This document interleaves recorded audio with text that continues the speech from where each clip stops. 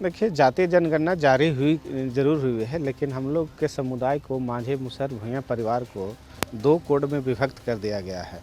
और विभक्त करने के साथ-साथ जहां हमारी आबादी पिछले जनगणना में 6% से अधिक थी केवल मुसहर समाज की, अभी उसकी आबादी मात्र 3-3.5% दिखाया गया है। तो टोटली यहाँ पर बेईमानी किया गया है।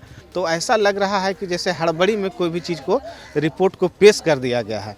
तो इस पर तो हम कहेंगे कि इसमें कई संशोधन की आवश्यकता है, कई सुधार की आवश्यकता है, ताकि जो वास्तविक परिप्रेक्ष्य में नज़र आए वह स्पष्ट नज़र आना चाहिए। और इस जातिगत जनगणना से यह तो स्पष्ट हो गया है कि यह काफ़ी हड़बड़ी में लिया गया और एक बंद कमरे में लिया गया निर्णय है। जो जारी किया गया है पूरी तरह से राजनीतिक स्टंट है।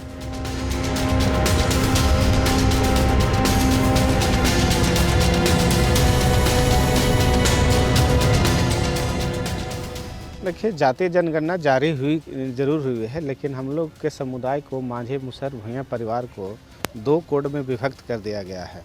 और विभक्त करने के साथ-साथ जहां हमारी आबादी पिछले जनगणना में 6% से अधिक थी केवल मुसहर समाज की, अभी उसकी आबादी मात्र 3-3.5% दिखाया गया है। तो टोटली यहाँ पर बेईमानी किया गया है। और यह जो आंकड़ा जारी किया गया है बिल्कुल फर्जी और भ्रामक है। दूसरी स्थिति है कि दलितों की स्थिति में अभी रिजर्वेशन 16% है, लेकिन हमारी आबादी को इस आंकड़ा में 19% से अधिक दिखाया गया है। तो उस हिसाब से हमको सरकारी कार्यों में और सरकारी चीज़ों में हम लोग को आरक्षण की आवश्यकता है, उसको और देने की आवश्यकता है। यह हम लोग सरकार से मांग करते हैं। तो ऐसा लग रहा है कि जैसे हड़बड़ी में कोई भी चीज़ को रिपोर्ट को पेश कर दिया गया है। तो इस पर तो हम कहेंगे कि इसमें कई संशोधन की आवश्यकता है, कई सुधार की आवश्यकता है, ताकि जो वास्तविक परिप्रेक्ष्य में नज़र आए वह स्पष्ट नज़र आना चाहिए। और इस जातिगत जनगणना से यह तो स्पष्ट हो गया है कि यह काफ़ी हड़बड़ी में लिया गया और एक बंद कमरे में लिया गया निर्णय है। जो जारी किया गया है पूरी तरह से राजनीतिक स्टंट है। और हम आप लोग को माध्यम से बिहार सरकार को कहना चाहते हैं कि 1931 के समय जब भारत में अंग्रेज़ों की शासन थी, उस समय जनगणना शुरू हुई थी इंडिया में। उस समय भी उस समय जनसंख्या के अनुसार 3.5% हमारी आबादी, उस समय के जनसंख्या के अनुसार आबादी दिखाई गई थी बिहार में, देश में। और इस बार 70, 80, 90 साल के बाद भी हम लोग को आबादी उतना ही दिखाया गया है। इससे यही पता चलता है कि 90 साल में कोई भूंइया मुसहर के यहाँ घर में कोई बच्चा पैदा ही नहीं लिया, आबादी नहीं बढ़ी, तो ऐसा 90 साल में समझा जाए। तो कहीं न कहीं ये बिहार सरकार हम लोग के साथ राजनीतिक रूप से हकमारी करने का काम, विकास में रोकने का काम किया है। ये पूरी तरह से ये जो जनगणना रिपोर्ट है भ्रामक है। मैं कहना चाहूँगा सरकार से भी और चैनल के माध्यम से भी मैं कहना चाहता हूँ कि जब जातीय गणना की सर्वे हो रही थी तो उसमें हम कुछ लोगों के साथ थे। तो सर्वे करने का जो नियम और प्रारूप होता है, सिस्टम होता है, उसके हिसाब से गणना नहीं किया गया है। इसी को लेकर के हम लोग की आबादी की जनसंख्या जो है नहीं दिखाया जा रहा है। कि आप जो गणना कर रहे हैं इसको आप घूम घूम के घर घर जा कर के देखिए उसके परिवार की स्थिति क्या है, कितनों लोग हैं उसमें, उसके हिसाब से हम लोग की गणना का आंकड़ा मिलेगा। और इस सरकार के तो दोहरी नीति है, ये है हम लोग के ऐसा कर दिया है कि अगर कहीं हिस्सा भी मिलने की बात होगी तो हम लोग को सीमित हिस्सा मिलेगा। जाति जनगणना नहीं हुआ है, सरकार की तरफ से हम लोग एकदम खिलाफ हैं। नीतीश कुमार के चलते हम लोग खिलाफ हैं कि हम लोग के जनगणना सही से नहीं किए हैं। 90 साल से हम लोग का एकदम 100 बेटी पुतू 100 बांझ है कि आगे नहीं बढ़ रहा है बाल बच्चा, कि आधा कर दिए हैं। बता रहे हैं कि यानी हम लोग 70 साल के बाद मुझे इतना % थे, उसके बाद जो 20 साल में एकदम घटा दिए हैं कि 3% घटा दिए हैं। हम लोग का बाल बच्चा का मनुष्य कितने बाल बच्चे हो गए, बेटा पोता पुतो सभी यहाँ तक के, और कम करने की साजिश है उनको करने का।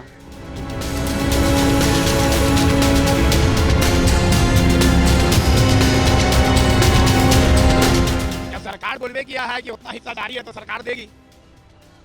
बिहार में तो जैसा बताया जा रहा है कि हिस्सादारी है, उस हिसाब से तो सीएम का हकदार है हम लोग। यहाँ उप सीएम भी नहीं बनाया जाता है।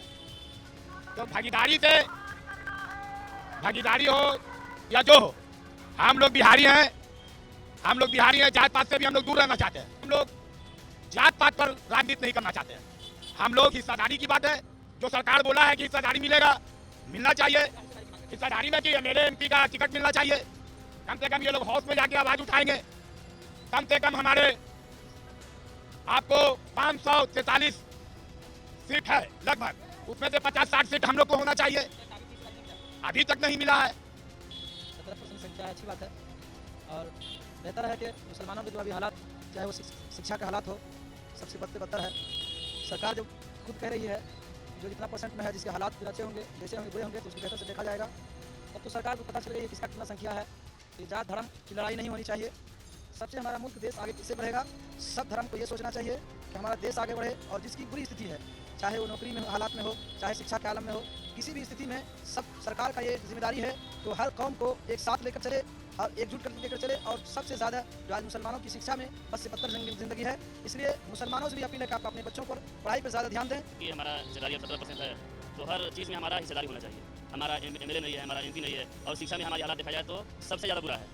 और रही बात नीतीश कुमार हो या तेजस्वी यादव हो, आज मुसलमानों की हित की बात करते हैं। अगर देखा जाए आज मदरसे का जो बुरा हाल है, हमारे बहुत सारे मदरसे में अब तक शिक्षक नहीं है और पढ़ाई नहीं हो रही है। इसमें भी हमारे मुख्यमंत्री को चाहिए संज्ञान ले और इस पर जल्द से जल्द कार्रवाई करें और मुसलमानों का हक दें। और जितने पिछड़े हैं, हर पिछड़ों का आवाज़ ओपन करके उभरे। बस क्या नाम है सर? क्या है कि जो मुसलमानों का हक है वो मिलना चाहिए। और नौकरी में बहुत सा डिपार्टमेंट ऐसा है कि खाली है, तो नौकरी में कहाँ मुसलमान हैं? आप नज़र उठा के देखिए ना कि कहाँ पर मुसलमान हैं और कितना परसेंट लोग को नौकरी मिला है। तो हम चाहते हैं कि जहाँ जहाँ सीट खाली है और जो परसेंटेज जहाँ पर जितना लेना है सरकार को, वो कोटा को पूरा करे और सरकार उसको भर्ती करे। क्योंकि यहाँ मुसलमानों की हालत बहुत बदतर है, दलित महादलित से भी बदतर हो रही है हालत। तो हम चाहते हैं कि सरकार इसको अपने संज्ञान में ले और मुसलमानों के जो मतलब जीत की बात करे। जहाँ जितना भी आप देखा कि MP MLA की आपकी बात नहीं सुना होगा, कोटा खाली है, आज तक मुसलमानों को कहीं सीट नहीं मिलता है। यहाँ भाई खाली उनको टोपी दिया जाता है। बस पढ़ाई ये है कि आप वोट देते रहिए और हमारी सरकार बनाते रहिए। तो सरकार तो आती रहेगी, जाती रहेगी, लेकिन जो कोटा है, जो मुसलमानों का हक है, उसको मिलना चाहिए।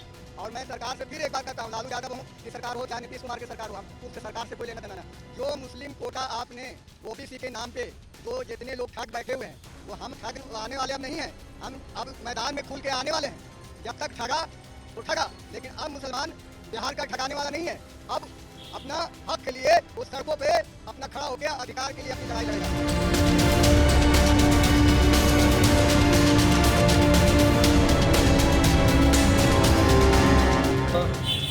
ट्रांसजेंडर के बारे में या तो जानकारी नहीं रखते हैं या उनके साथ में आप अन्याय करना चाहते हैं। समाजवाद की बात करने वाले समाज के हर एक डेस्टिट्यूट से डेस्टिट्यूट, वंचित और वंचित व्यक्तियों के बारे में सोचने की आवश्यकता है। तो निश्चित तौर पे अभी तक हमने जो देखा है, जहाँ पे समाजवादी सरकारें हैं, लोग हैं, उन्होंने कभी ट्रांसजेंडर समुदाय के साथ में अन्याय ही किया है। तो आप कैसे ये आइडेंटिफाई कर रहे हैं कि ट्रांसजेंडर व्यक्तियों की संख्या 825 है? अगर आपको संख्या नहीं नज़र आती है तो आप अपने पटना जंक्शन पे निकल करके घूम लीजिए, ट्रेनों में घूम लीजिए, सेक्स वर्क करने वाले, तिल तिल करके रोटी के लिए लड़ने वाले, ज़िंदगी के संघर्ष के साथ जीने वाले लोगों को देख लीजिए, टोल प्लाजा पे देख लीजिए, लोग बधाई मांगते हैं उनको देख लीजिए। आप पटना में ही 3000 से ज़्यादा की संख्या में लोगों को देख सकते हैं। और उसके बाद की ये बातें हैं, ये स्थितियाँ हैं, तो निश्चित तौर पे आप कहीं किसी को न्याय करने वाले